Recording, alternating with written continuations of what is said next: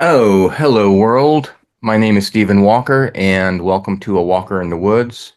And it is almost 4 p.m. here in South Korea on the 5th of November, which means that I am about done with my fifth day of my water fast.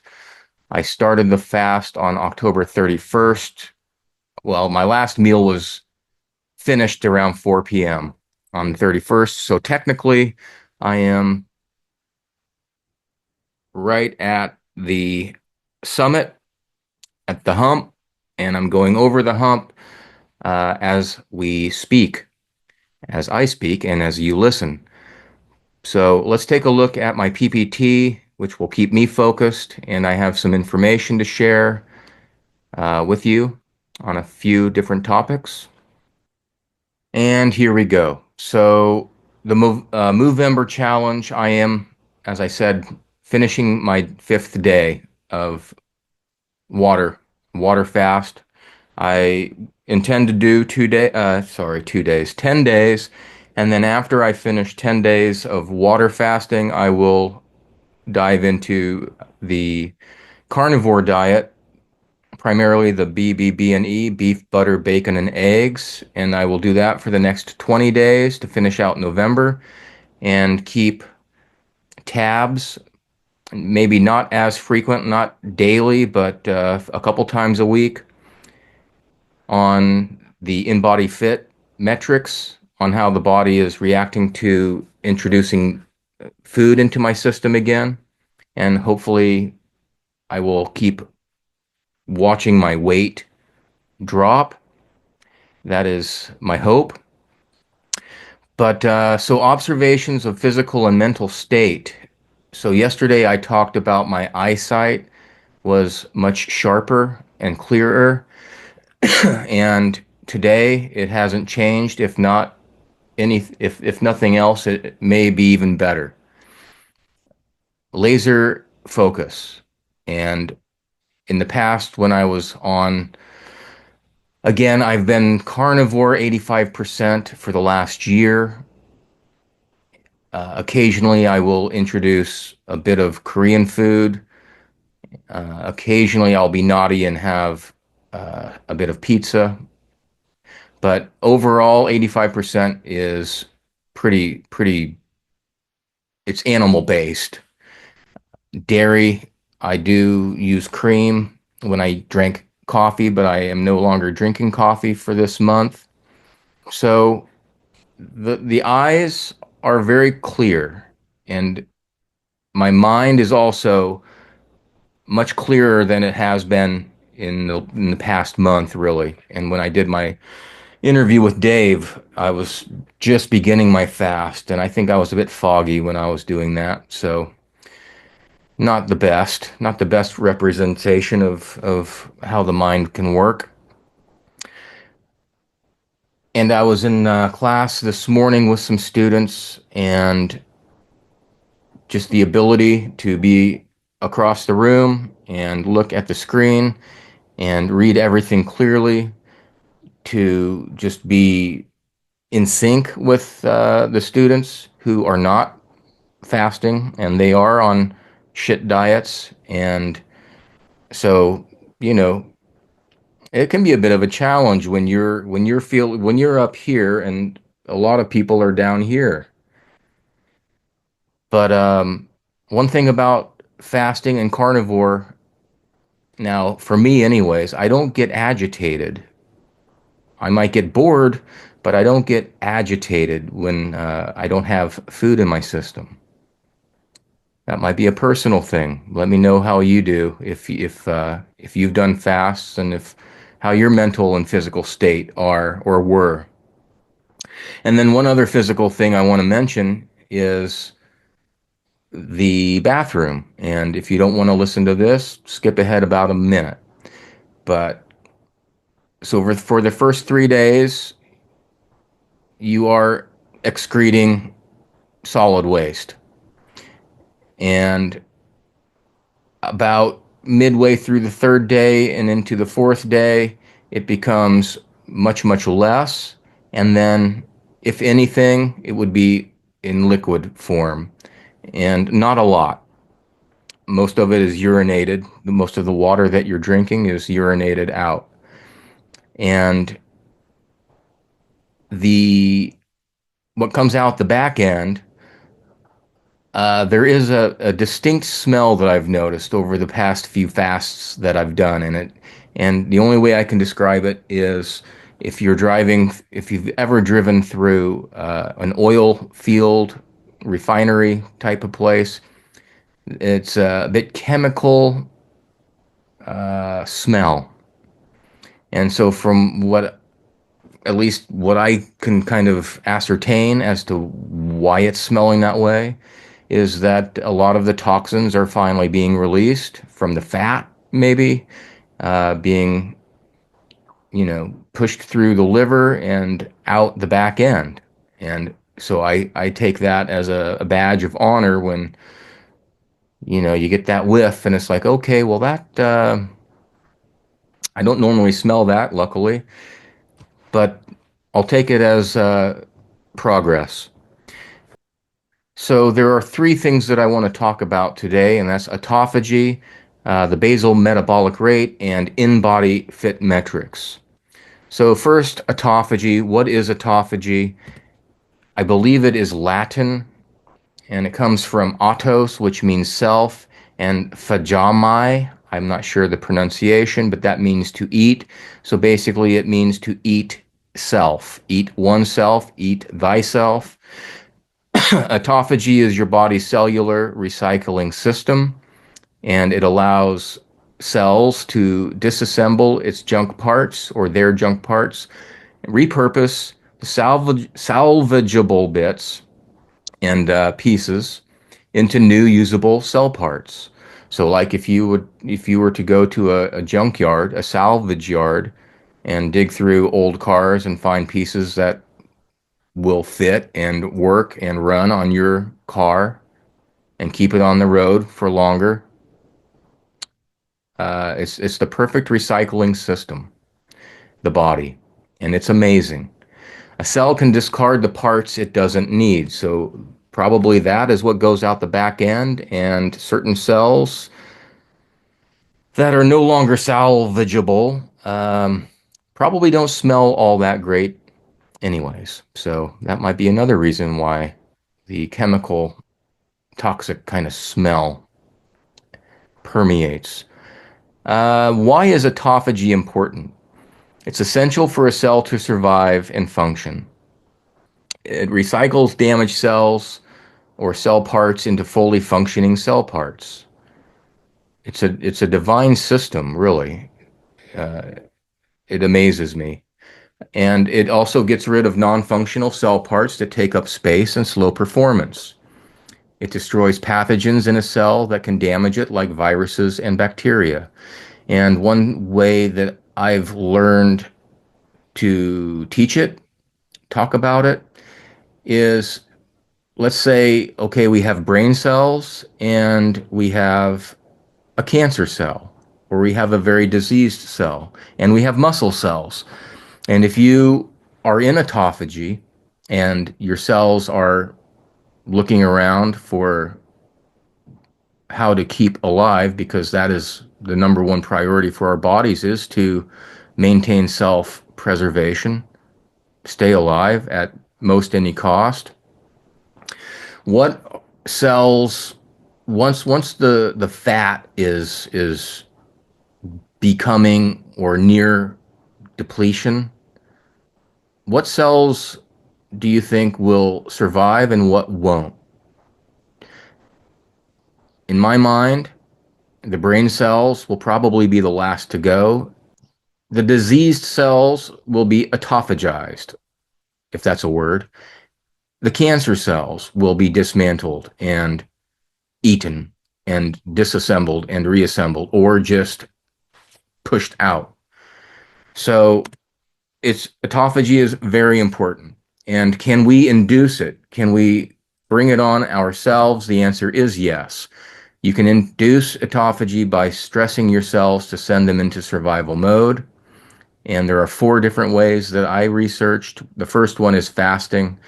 And fasting obviously deprives the body of nutrients, forcing it to repurpose cells.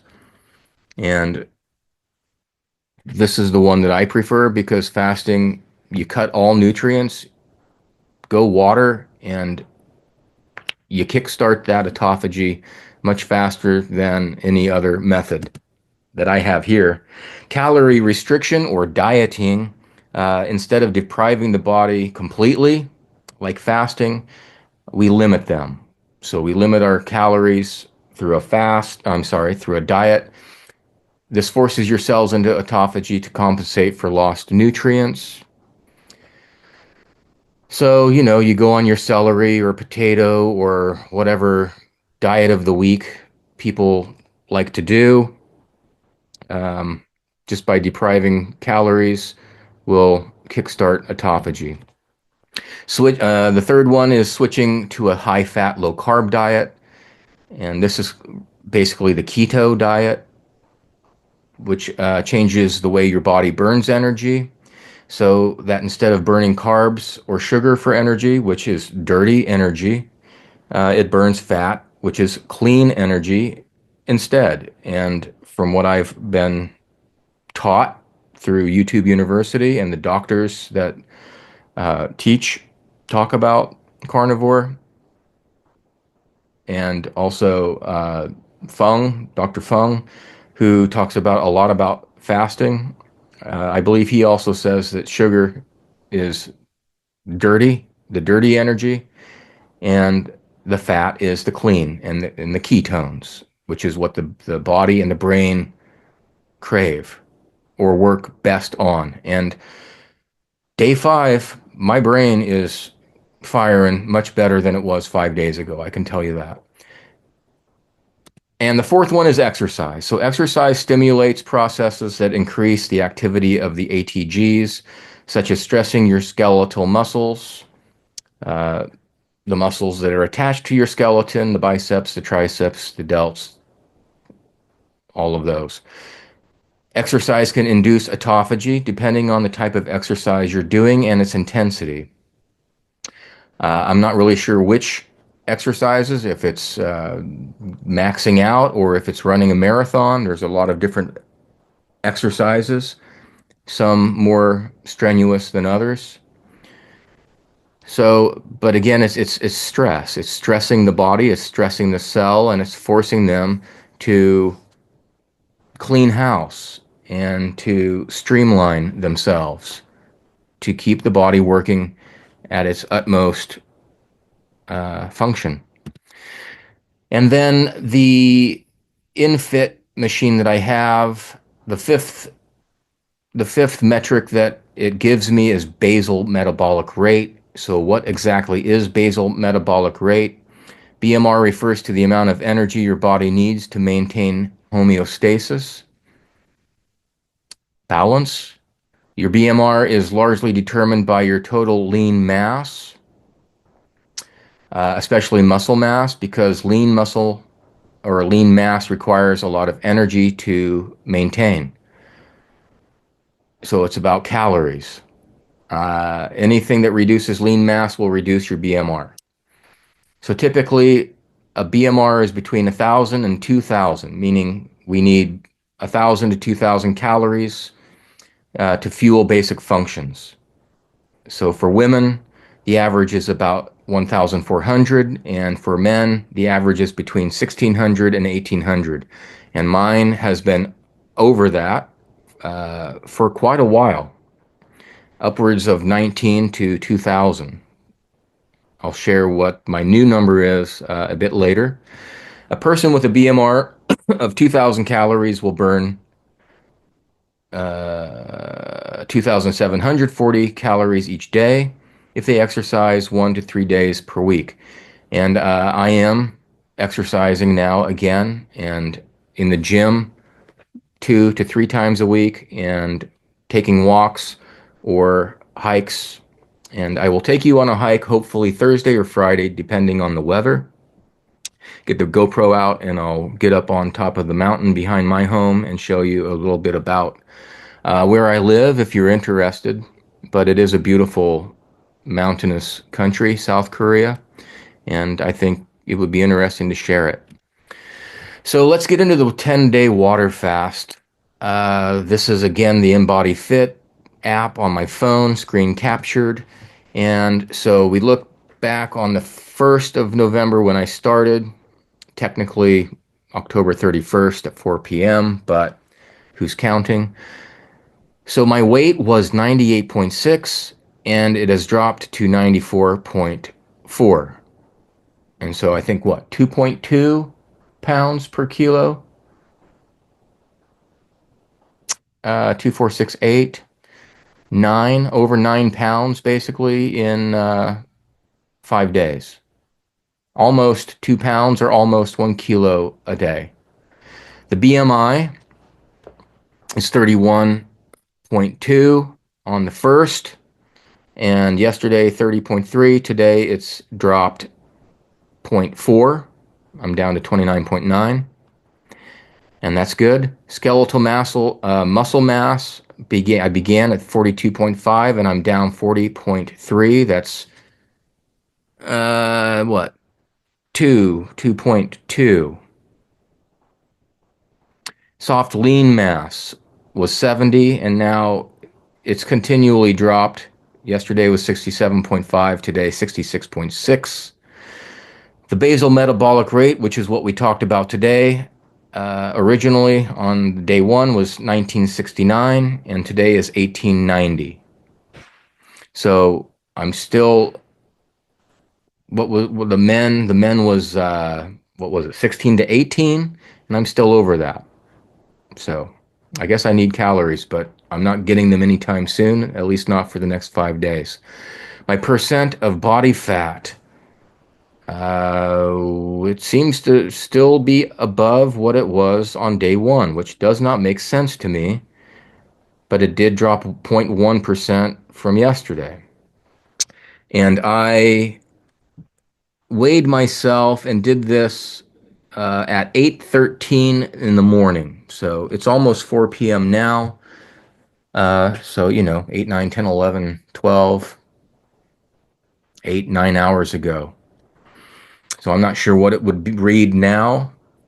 But again, as I drink water throughout the day, I like to do this in the morning when I'm kind of breaking my fast. It's my breakfast time. So I step on the scale then. Body fat mass, I think did we just talk about that one? Visceral fat level, now that went down yesterday and now it's back up to 11, so not sure what's going on. The hip, the I don't know why I always say hip. The waist hip ratio, it also rose a little bit from yesterday, but still a tad bit lower than it was on day one. And my fit score is going down. And I haven't looked into that yet. That will be our cliffhanger for day 10 to see if that fit score is legit or not. Am I going in the right direction or the wrong direction? Maybe I'm going in the right direction. Maybe a lower number is a better score. I'm not really sure. I never looked into it, but I will in about 5 days. I want to keep it a surprise as well. So again, the app gives you the bars to let you know where you are. And again, I'm still above normal on most everything. Everything. And so take that as you will. But my number one priority was to lose weight, and I am doing that at about a rate of 1 kilo a day by not eating, but drinking. And again, I am drinking electrolytes. I do add electrolytes to probably a third of my water, and the rest of it is basically distilled or the bubble seltzer water, which it feels good in the mouth. The the carbonated water, and then the electrolytes have a bit of a taste to it, and that also is good for me because when you're on a fast and your tongue starts getting furry and you haven't tasted anything other than your own mouth for 4 or 5 days, a little bit of electrolytes goes a long way. So I'm digging the electrolytes. And so I will end with this quote. And as I said, I'm about 10 minutes shy of 4 o'clock. I'm on the summit right now of 5 days and going to be going downhill. Ed Vestures he was a mountaineer, and I believe he was in John Krakauer's book, Into Thin Air, about the tragedy on Mount Everest, probably 20 years ago now, maybe more. Rob Hall, I think, was another one, and Ed Vestures, and a few others took a lot of hikers up to the mountain, and many of them did not make it back down. But this quote is it sums up my fast at the moment. The summit is just a halfway point. The summit is just a halfway point. When you get to the top of the mountain, you're not done. You got to come all the way back down. And so I am at day 5, right at the summit, and now I'm looking over the mountain and down and trying to navigate it as best as possible because I want to complete this fast just as I had set out to in my mind. And I am more resolute now than I was on day 1 and day 2. I can tell you that. Again, 3 days. 3 days, if you get over that hump, if you want to do a 4 day, 5 day, do a short fast and just see what happens after 3 days. I think you might be amazed at the clarity and the overall well-being of the mind, the eyes, the hearing, the sensation, and the taste. Because honestly, my tongue does not taste very good right now. But with the aid of a bit of electrolytes, all right, I can I'll deal with it. So that's about it. I'm going to end this for now, and I will see you all, whoever is interested, tomorrow.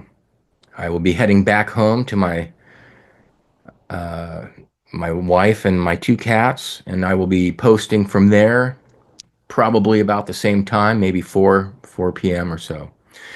All right. Hope all is well. If you're on a fast, starting a fast, let me know. And in Korea, they say "gachi gapshida." Let's do it together. Fighting. Ciao for now.